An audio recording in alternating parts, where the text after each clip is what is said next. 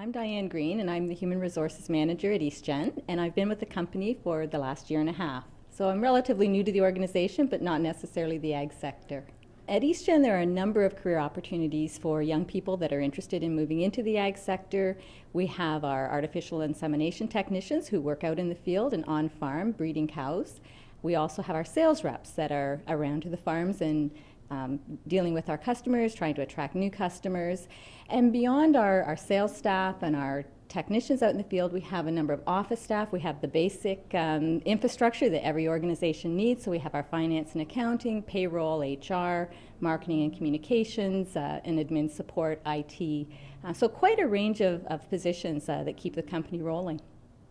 Working in the agricultural sector, I think, is quite unique. I've worked in organizations where I've met lovely people and had great experiences, but there is a difference in the ag sector. I think the culture and the values of the people who work in the agricultural sector are closer to a family. It's a warm environment, and I think that does set it apart from some of the other places that I've worked.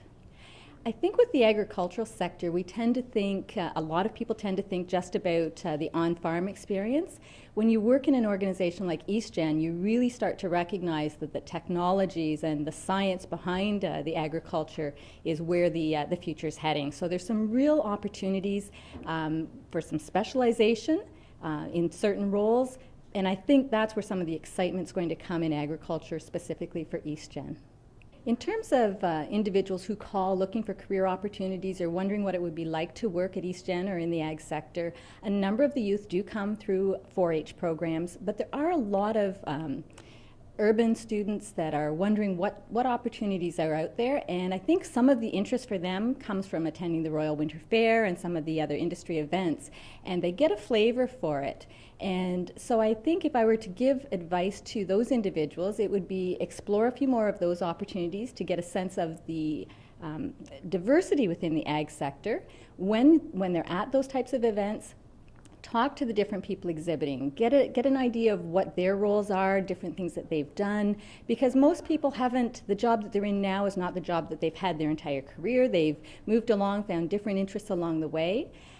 So I think a lot of that, gathering that kind of information, if you're able to volunteer, with health and safety regulations, it is a little bit tricky, I think, for some organizations to bring students in on co-op or internship type programs.